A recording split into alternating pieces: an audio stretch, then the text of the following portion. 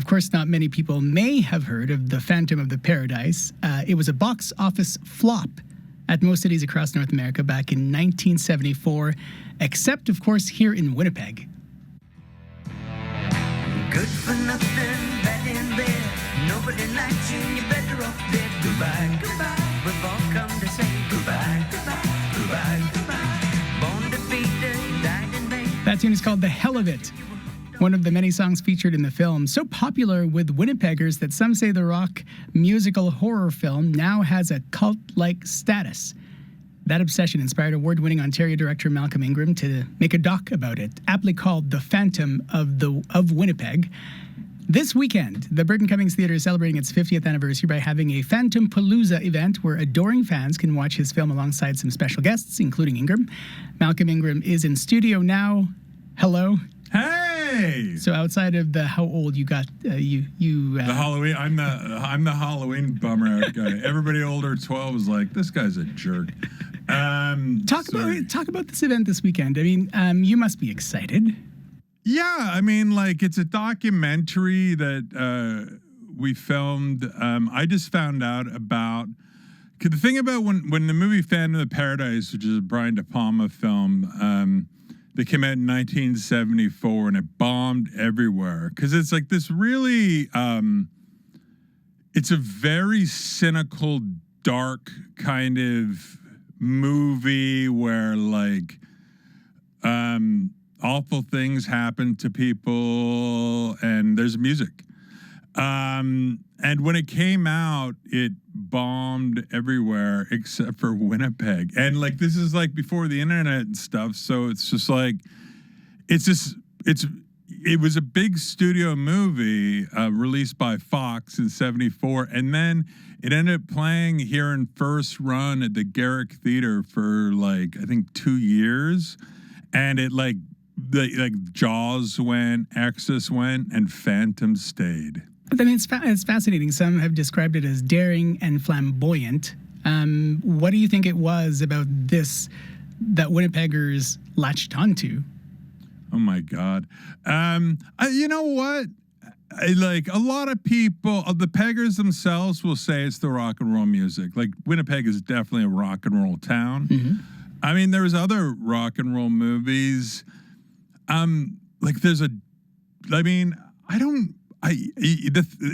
Ultimately, like there is no answer to why, and I think that's the wonderful part about it. It just happened, man. It just, like the facts don't lie. The movie did play to sold out audiences. Like parents dropped off their kids, had no idea. Like Phantom of the Paradise was babysitting kids. This is a movie with like orgy scenes, cocaine use. It's a rough film, but like it just kind of had this cartoonish poster, and like parents, I guess, didn't know what they're dropping their kids off to, and the kids were like, "Heck yeah, this is amazing." What about you? How big of a fan would you characterize yourself to be? I like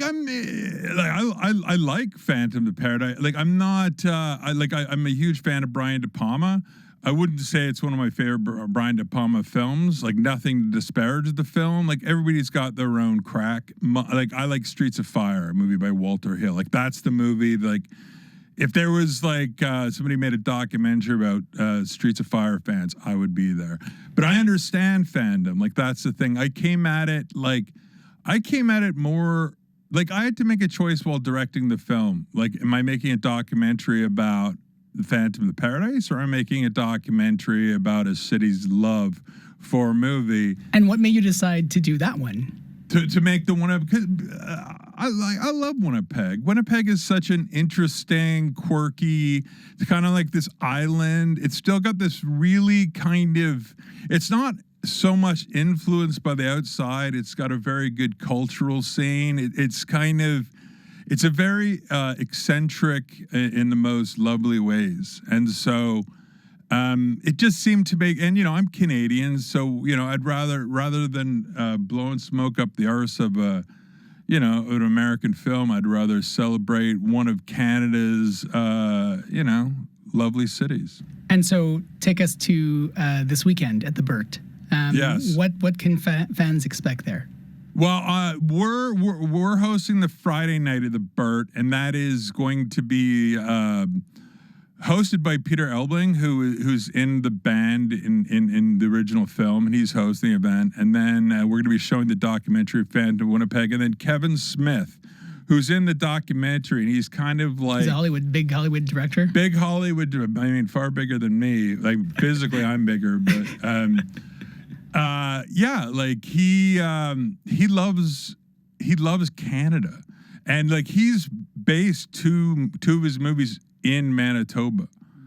And I just thought it'd be a really fun mix to kind of, and he's like pretty legendary for his Q&As and stuff. He puts on a great show. So it's going to be, after that, we're going to have him kind of let loose and talk all things Winnipeg.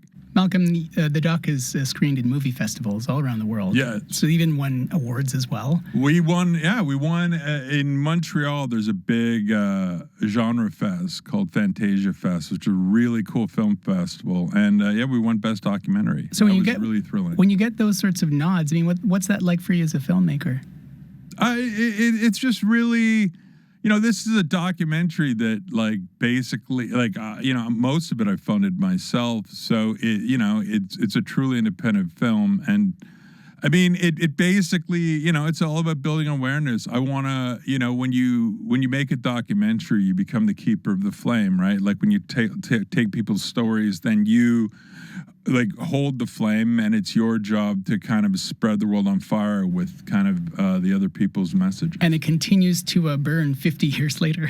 Right? I mean, like here we are right now, 50 years later, and then on Saturday, Paul Williams is going to be here, who wrote the music and of course stars in Phantom of the Paradise, and it's going to be if you like Phantom, this is the weekend for you. Thank you for coming in studio. It's really Thank nice you for having me, man. That's Again, 12 years old. 12 years old. That's it. If you're older than 12, get the heck off the streets. Malcolm Ingram, the Phantom of Winnipeg director, this year, as you heard, marks the 50th anniversary of Phantom of the Paradise. There's a special documentary screening to celebrate it at the Burton Cummings Theatre, and a bunch of Q&As as well throughout the weekend.